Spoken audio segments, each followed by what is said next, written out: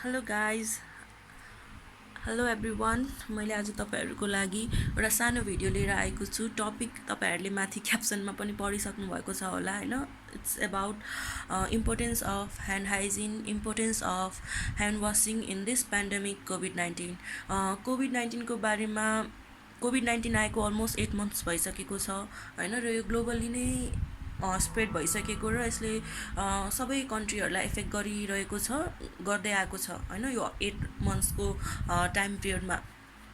र कोभिड-19 को बारेमा अलमोस्ट सबैलाई जानकारी छँदैछ हैन, कस्तो खालको भाइरस हो हैन, यो कसरी सर्छ, यसको लक्षणहरू के हो, यसलाई रोकथाम गर्न के गर्न सकिन्छ एउटा मान्छेले हैन, अनि यसको ट्रिटमेन्ट के हो भन्ने कुरा सोसियल मिडियाको हेल्पबाट हैन, अनि डिफ्रेन्ट न्युजहरूबाट हैन, अनि त्यसपछि डिफ्रेन्ट पोस्टरहरूबाट, अनि त्यसपछि अर्को भनेको कतिलाई त पोजिटिभ भएर आफूले मेडिकल ट्रिटमेन्ट पाएर मेडिकल हेल्पको थ्रुबाट पनि कतिलाई थाहा भइ नै रहेको छ कोभिड-19लाई कसरी रोकथाम गर्न सकिन्छ, कोभिड-19 भनेको कस्तो खालको रोग हो भनेर।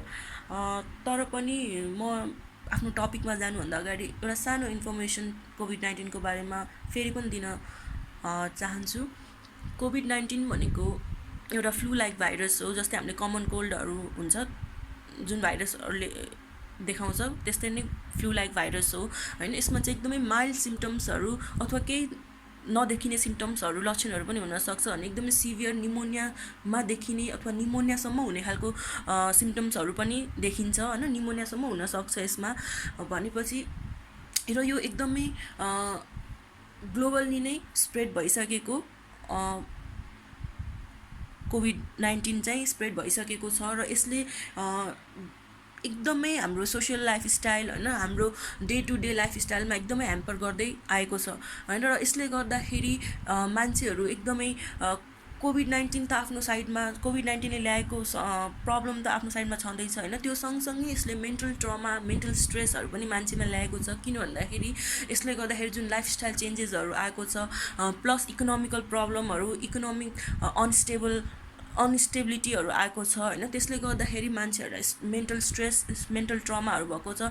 र प्लस त्यो कोभिड-19 भइसकेको मान्छेहरूमा जुन सोसाइटीले दिने स्टिग्मा छ हैन, जुन सोसाइटीले हेर्ने जुन मान्छेमा जुन त्यो नजर छ नि, त्यो हेराइले गर्दाखेरि, त्यो बिहेभले गर्दाखेरि पनि मेन्टल स्ट्रेसहरू पनि देखिने भएको छ, देखिने गर्दै आएको छ हैन, देखिन्छ। अब यसको लक्षणहरूको बारेमा भन्नु पर्दाखेरि चाहिँ एकदमै सिम्पली बुझ्दाखेरि एकदमै थाहा नै भइरहेको एकदमै सबैले सुनि नै आइरहेको लक्षणहरू तपाईहरुलाई पनि थाहा होला हैन। यसमा चाहिँ फिभर, हाई ग्रेड फिभर भन्छौँ, एकदमै 102, 103 हैन, 101 खालको फिभरहरू हुन्छ, र 3-4 दिन 5 दिनसम्म कन्टिन्यू आउने फिभरहरू हुन्छ हैन, हिस्ट्रीमा हामीले हेर्दाखेरि। अनि त्यसपछि अर्को भनेको सर्टनेस अफ ब्रेथ, छाती दुख्ने, छाती भारी हुने हैन, सुक्खा खोकीहरू भयो, अनि त्यसपछि स्मेल जाने हैन, स्वादहरू जाने, यस्तो खालको सिम्पटम्सहरू चाहिँ देखिन्छ, लक्षणहरू देखिन्छ। कसैमा नदेखिन पनि सक्छ, हामीले जुन सुनिरहेछौँ जसलाई हामी असिम्टोमेटिक भन्छौँ हैन। र यसले अब यो कसरी सर्छ भन्दाखेरि यो पर्सन टु पर्सन सर्ने हो हैन, र पर्सन टु पर्सन सर्नलाई पनि ड्रपलेट मिडियाबाट हैन, अथवा ड्रपलेट कन्ट्याक्टबाट सर्छ। यदि हामी कसैले हाच्छ्यु गर्यो हैन, कसैलाई कोभिड-19 भएको छ, उसले हाच्छ्यु गर्यो, स्निज गर्यो हैन, खोक्यो, र हामी उसको नजिकमा छौँ भने हैन, अनि उसले हाच्छ्यु गर्दाखेरि उसले आफ्नो हात नाकमा लगेको छ, फेसमा टच गरेको छ, र उसले हाम्रो ह्यान्डसेकहरू गऱ्यौँ भने, र हामीले पनि त्यही ह्यान्ड आफ्नो के गऱ्यौँ भन्दाखेरि चाहिँ फेसमा टच गऱ्यौँ भने त्यसरी पनि यो के हुन्छ त, सर्न सक्छ। र यसलाई रोक्नको लागि एकदमै इम्पोर्टेन्ट रोल प्ले गरेको भनेको चाहिँ हाम्रो के हो त भन्दाखेरि गुड हाइजिन हो। गुड हाइजिन एकदमै इम्पोर्टेन्ट छ, सरसफाइ भन्छौँ हामी हैन, हेल्दी हाइजिन, गुड हाइजिन एकदमै इम्पोर्टेन्ट छ यसलाई रोकथाम गर्नको लागि। र गुड हाइजिनमा हाम्रो फर्स्ट र एकदमै इम्पोर्टेन्ट र एकदमै सिम्पल तर एकदमै इम्पोर्टेन्ट भनेको ह्यान्ड वासिङ हो।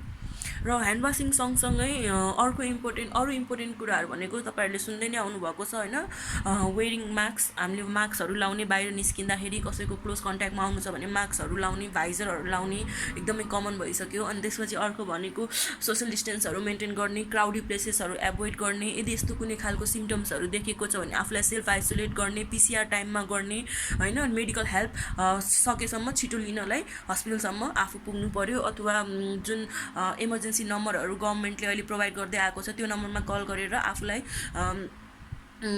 मेडिकल हेल्पको लागि अघि लानु पर्यो होइन।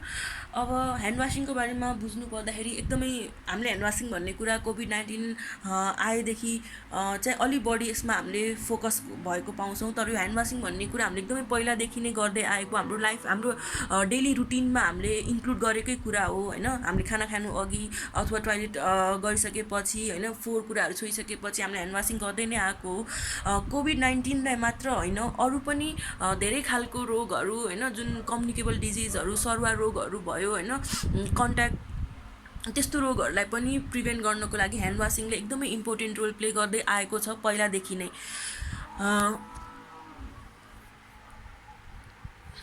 ह्यान्ड वासिङ के हो भनेर भन्नुपर्दाखेरि चाहिँ हाम्रो हातमा देखिएको फोहोर होइन, हाम्रो हातमा आँखाले हाम्रो हातमा देखिएको भिजिबल फोहोरलाई, डटलाई रिमुभ गर्नु, अथवा इन्भिजिबल माइक्रो अर्गानिजम्सहरू, किटाणुहरूलाई सोप वाटरको थ्रुबाट, हेल्पबाट चाहिँ हामीले त्यो हातबाट रिमुभ गर्छौँ होइन, रिन्स आउट गर्छौँ, वास आउट गर्छौँ भने त्यसलाई हामी ह्यान्ड वासिङ भन्छौँ। ह्यान्ड वासिङ अब कुन बेला गर्ने त भन्ने कुरा हो होइन। र ह्यान्ड वासिङ किन गर्ने त भन्दाखेरि जुन पर्सन टु पर्सन ट्रान्समिसनमा इम्पोर्टेन्ट रोल भनेको ह्यान्डको हुन्छ, किनभने हाच्छ्यु गर्छौँ, खोक्छौँ, त्यतिखेर हामीले आफ्नो ह्यान्ड युज गरेको हुन्छौँ, र हाम्रो ह्यान्ड भनेको एकदमै फ्रिक्वेन्टली हामीले फेसमा लाने कुरा हो होइन। र त्यही ह्यान्ड यदि हामीले कसैसँग हामी नजिक जान्छौँ भने के हुन्छ, त्यही ह्यान्ड युज गरेर हामीले ह्यान्डसेकहरू गर्छौँ होइन। भनेपछि एउटा मोड अफ ट्रान्समिसनको लागि चाहिँ जुन मिडियम हुन्छ त्यो हाम्रो हात हुन्छ। त्यही भएर हातलाई यदि हामीले सफा राख्न सक्यौँ भने चान्सेस के हुन्छ भन्दाखेरि ट्रान्समिसनको चान्सेसलाई चाहिँ हामीले मिनिमाइज गर्न सक्छौँ। कतिखेर गर्ने त ह्यान्ड वासिङ भन्ने कुरा एकदमै सिम्पल छ, सजिलो छ, सबैले बुझ्दै नै आउनुभएको छ होइन। बाहिर क्राउडी प्लेसेसमा हामी बाहिर गयौँ होइन, पब्लिक प्लेसेसमा गयौँ र घर फर्क्यौँ, आफ्नो ठाउँमा फर्क्यौँ भने त्यति बेला हामीले ह्यान्ड वासिङ गर्न एकदमै इम्पोर्टेन्ट हुन्छ। जस्तै कि तरकारी किन्न जान्छौँ होइन, कुनै सामान किन्न पसलहरूमा जान्छौँ, मिटिङहरूमा जान्छौँ, अफिसमा जान्छौँ, कुनै ग्यादरिङमा जान्छौँ भने फर्किसकेपछि अथवा त्यही बेला पनि हामीले यदि एभाइलेबल छ भने ह्यान्ड वासिङ गर्नुपर्ने एकदमै इम्पोर्टेन्ट हुन्छ।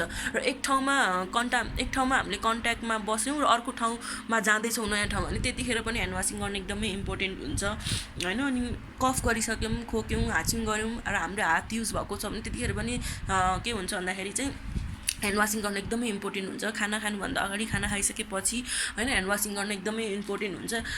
भनेपछि कति सेकेन्ड्सलाई गर्ने त होइन, कति लङ ड्युरेसनलाई ह्यान्ड वासिङ गर्ने त, 1 घन्टा नै गर्ने हो कि 5 मिनट गर्ने हो भन्दाखेरि चाहिँ एकदमै सजिलो छ। 20 सेकेन्ड्स, एटलिस्ट 20 सेकेन्ड्स एकदमै छोटो छ। 20 सेकेन्ड्ससम्म चाहिँ हामीले ह्यान्ड वासिङ गर्नुपर्ने हुन्छ। 20 सेकेन्ड्स एकदमै इफेक्टिभ, 20 सेकेन्ड्ससम्म हामीले ह्यान्ड वासिङ गऱ्यो भने त एकदमै इफेक्टिभ हुन्छ। यदि जस्तै अब जुन बेला पनि हामी पब्लिक प्लेसेसहरूमा कहिलेकाहीँ के हुनसक्छ भन्दाखेरि चाहिँ ह्यान्ड वासिङ एभाइलेबल हुन सक्दैन होइन। अहिले त ठाउँ ठाउँमा गभर्मेन्टले होइन के गरेको छ भन्दाखेरि चाहिँ ह्यान्ड वासिङको लागि ट्याङ्कीहरू राखेर सोप वाटरहरू एभाइलेबल गराएको छ। तर कतिपय ठाउँमा त्यो एभाइलेबल नहुन सक्ला, त्यतिखेर के गर्ने त भन्दाखेरि त्यतिखेर चाहिँ हामीले ह्यान्ड सेनिटाइजरको बारेमा सुन्दै नै आएको छौँ होइन। एकदमै सानो बोतलमा पनि पाउँछ, ठुलो बोतल 500 ml 100 ml मा पनि पाउँछ। भनेपछि 60% to 70% अल्कोहल भएको ह्यान्ड सेनिटाइजर हामीले आफ्नो पकेटमा क्यारी गर्न सक्छौँ र फ्रिक्वेन्टली हामीले त्यो ह्यान्ड सेनिटाइजर चाहिँ युज गर्न सक्छौँ होइन। तर पनि द बेस्ट एकदमै इफेक्टिभ भनेको चाहिँ ह्यान्ड वासिङ नै हुनेछ सधैँको लागि है। आई होप यति इन्फर्मेसन्सहरू तपाईँहरूको लागि एकदमै हेल्पफुल हुनेछ भन्ने मैले आशा गरेको छु। केही थप्नु परेमा, केही सोध्नु परेमा कमेन्ट्समा लेखिदिनु होला। Thank you.